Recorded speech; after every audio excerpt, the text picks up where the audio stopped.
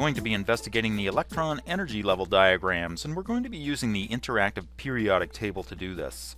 You'll notice I'm on the element hydrogen, and the interactive periodic table is indicating that hydrogen is filling the 1s shell, the spherical one, and that's normal. As we move to helium, you'll see that the 1s shell is filling up, and that follows what's known as the Aufbau principle. Basically, electrons fill the lowest energy levels before filling the higher ones, and so this electron has to go in 1s. It can't go in 2s or 2p until the 1s is full.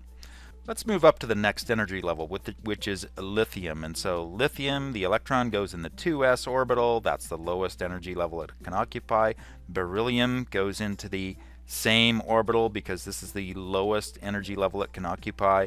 Now we're moving over to the 2. This is boron. Watch carefully how the 2p subshell fills. And so you'll notice that an electron occupies the first orbital, the second orbital, and the third orbital. There are a couple of things to notice here when we get to nitrogen. That is that all of the electrons are spinning in an identical direction. Now we're moving to oxygen, and the question is, does oxygen still continue to occupy the 2p subshell? The answer is yes. Now, you'll notice that all of the orbitals are singly occupied before they are doubly occupied, and that is following Hund's rule. And so you can see that electrons are going to repel each other until that energy level is half full, and then it's going to start to add electrons to those next orbitals. Let's bump over here to sodium, 3s, just the way you'd expect. 3s fills up, and now we're going to go to 3p, so we'll fill aluminum, silicon, phosphorus, sulfur, chlorine, and argon, and we're all ready to go to the 4s shell. No, wait a minute, what happened to the 3d shell? Well, like most things 3D, it's very surprising. We go 4s, and believe it or not, the subshells get a little bit mixed up.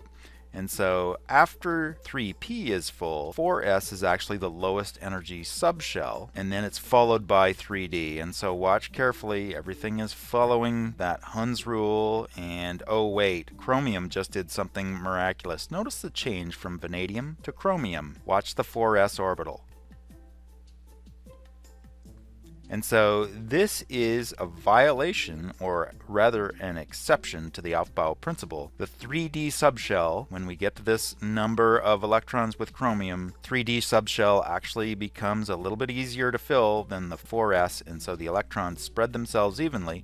And as we go across here, cobalt, nickel, now watch copper. Copper does the same sort of trick. Okay, so we are going to learn how to fill these up and identify them.